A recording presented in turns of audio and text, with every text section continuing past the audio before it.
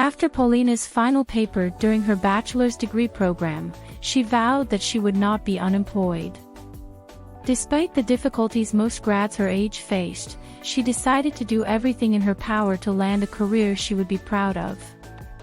After about 3 months with no results, she became anxious and agitated. Paulina resorted to lying in her resume and job applications, alleging that she had interned for reputable companies. Her references were people within her immediate circle willing to cover up for her.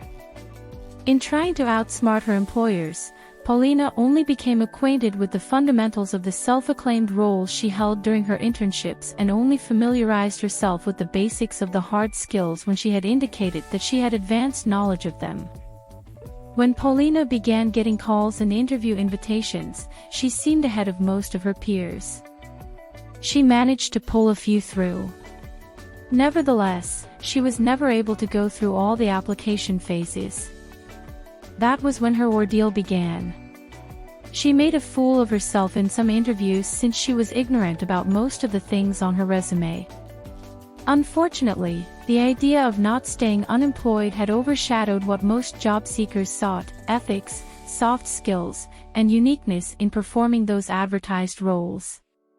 She had gone too far to stop and reassess her approaches. Paulina had no idea that one of the businesses she sought to outwit had decided to teach her a lesson. She applied to one of their subsidiaries after failing at the parent organization and was called for an interview.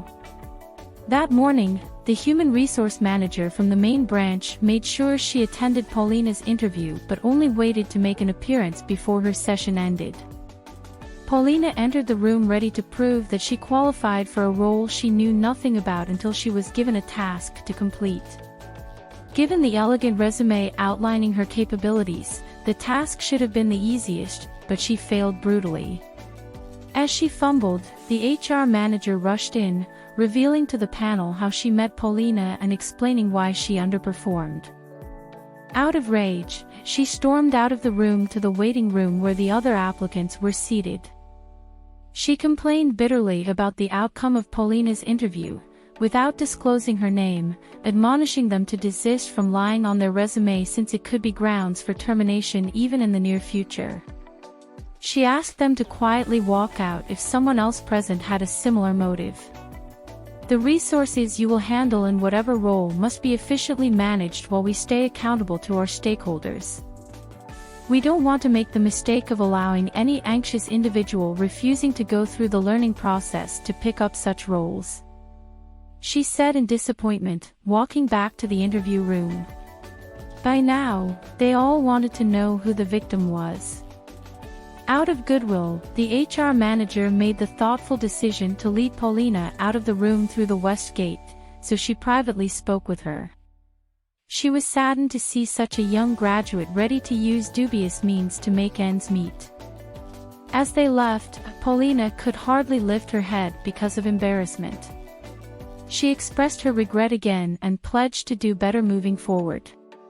The manager's last words to her were, "Patience is a great virtue, and I hope this experience teaches you to develop the ability to wait and grow through the process. We've employed some of your colleagues who were honest and ethical enough, and now they're being given the necessary training to prepare them for their tasks. You can do better. Waiting and going through the process is difficult, but the end is always beautiful and fulfilling. Dare to be patient today."